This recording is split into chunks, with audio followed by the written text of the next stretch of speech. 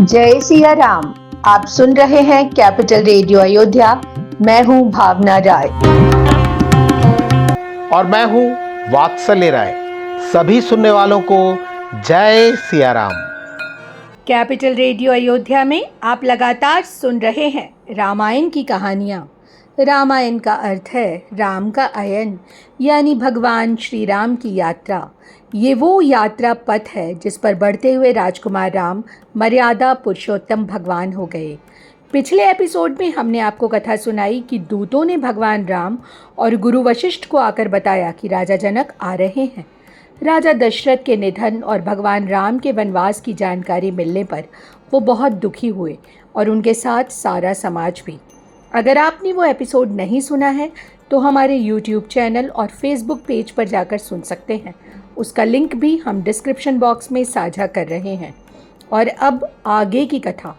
गोस्वामी तुलसीदास जी महाराज कहते हैं, प्रेम मगन तेहि समय सब सुनि आवत मिथिलेश, सहित सभा सभ्रम उठेउ रविकुल कमल दिनेसु। भगवान राम के सानिध्य में आकर सभी अयोध्यावासी मगन हैं। तभी मिथिला नरेश राजा जनक के पास आने की बात सुनी और भगवान राम आदर के साथ खड़े हो गए। भगवान राम अपने भाइयों, मंत्रियों और अयोध्या वासियों के साथ जनक जी के स्वागत के लिए चले। उनके साथ गुरु वशिष्ठ जी भी थे। जनक जी ने पर्वत श्रेष्ठ कामदनाथ के दर्शन होते ही अपना रथ छोड़ दिया, कामदगिरी को प्रणाम किया और पैदल ही चलने लगे। जनक जी के साथ आए लोगों ने लंबा रास्ता तय किया था, लेकिन भगवान राम के दर्शन करने का उत्साह ऐसा था कि किसी को जरा भी थकान का अनुभव ही नहीं हुआ। मन तह जह रघुबर बैदेही, सभी का मन वहीं लगा था जहाँ भगवान राम और सीता जी हैं। ऐसे में शरीर के सुख दुख की सुध-बुध किसे ही रहती। जनक जी सभी लोगों के साथ तेजी से आगे बढ़ते जा रहे थे। गोस्वामी तुलसीदास जी कहते हैं कि प्रेम में सभी मतवाले से हो रहे थे। करीब पहुंचते ही दोनों पक्ष एक दूसरे से गले मिलने लगे जनक मुनिजन पद बंदन, ऋषिन प्रणाम कीन रघुनंदन। महाराज जनक जी ने गुरु वशिष्ठ और दूसरे मुनियों की चरण वंदना की। भगवान राम ने जनक जी के साथ आए शतानंद जी और दूसरे ऋषियों और श्रेष्ठ लोगों को प्रणाम किया। भगवान राम ने भाइयों सहित जनक जी का आदर के साथ स्वागत किया और उन्हें लेकर अपने आश्रम की ओर चले। भगवान राम के आश्रम में अपूर्व शांति महसूस हुई, मानो पवित्र जल से भरा कोई समुद्र हो। जनक जी की सेना करुण रस से परिपूर्ण कोई नदी है जो सागर से मिलने जा रही है। विषम विषाद तोरावती धारा, भय भ्रम भंवर अवर्त अपारा। केवट बुध विद्या बड़ी नावा, सकहि न खेई एक नहीं आवा।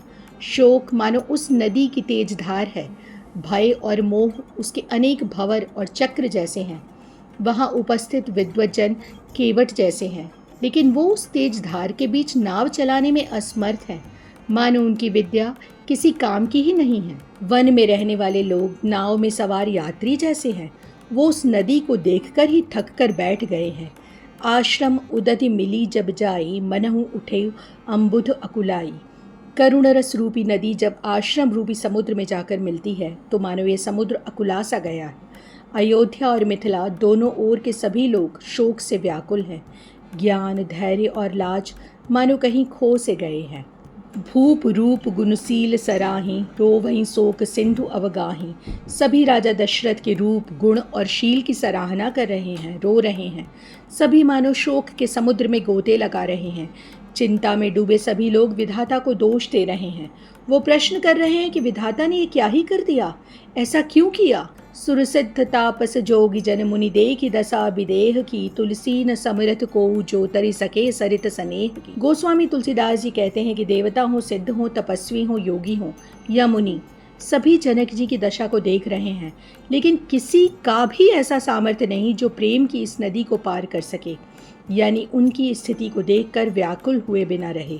सभी ज्ञानीजन उपदेश देने लगे, समझाने लगे। गुरु वशिष्ठ ने राजा जनक को समझाते हुए कहा, हे राजन, आप धैर्य रखिए। जा सुज्ञान रवि भवन सिनासा, बचन किरण मुनि कमल विकासा। तेहि की मोह ममता नियराई, यह सिय राम स्नेह बढ़ाई। राजा जनक के ज्ञान का सूर्य आवागमन रूपी रात का नाश कर देता है। उनकी ज्ञान की बातें ऐसी किरणें हैं जो मुनि रूप कमलों को भी खिला देती हैं, यानी उनके मन को आनंदित कर देती हैं। और अब ये कौन ही सोच सकता है कि मोह और ममता उनके निकट आ सकती है। लेकिन वही राजा जनक भगवान राम और सीता जी के प्रेम में ऐसी स्थिति में दिखाई दे रहे हैं। वेदों में 3 प्रकार के जीव बताए गए हैं। ये हैं विषय भोग में लगने वाले, साधक जन और ज्ञानवान सिद्ध। राम स्नेह सरस मन जासु, साधु सभा बड़ आदर तासु। इनमें से जिनके मन भगवान राम के प्रति स्नेह से सरोबार रहते हैं, ज्ञानियों की सभा में उन्हें ही सबसे ज़्यादा आदर मिलता है। भगवान राम के प्रति प्रेम न हो तो ज्ञान भी शोभा नहीं देता है। गुरु वशिष्ठ जी बार बार राजा जनक को समझाते रहे। कई बार आग्रह करने के बाद सभी ने श्री राम घाट पर स्नान किया। शोक था कि घटता ही नहीं था। भोजन की बात कौन करे, उस दिन तो किसी ने जल तक ग्रहण नहीं किया। दूसरे दिन दोनों पक्षों के लोगों ने स्नान किया, वट वृक्ष के नीचे बैठे। सभी का मन उदास था। गुरु वशिष्ठ जी और राजा जनक के साथ आए शतानंद जी ज्ञान की बातें बताने लगे, उपदेश देने लगे। वहाँ विश्वामित्र जी भी थे। उन्होंने कई पुरानी कथाएं सुनाईं और सभी को समझाने का प्रयास भी किया। भगवान राम ने गुरु विश्वामित्र से अनुरोध किया, हे नाथ, कल सभी लोग बिना जल ग्रहण किए रह गए थे। आज सभी को कुछ न कुछ आहार लेना चाहिए।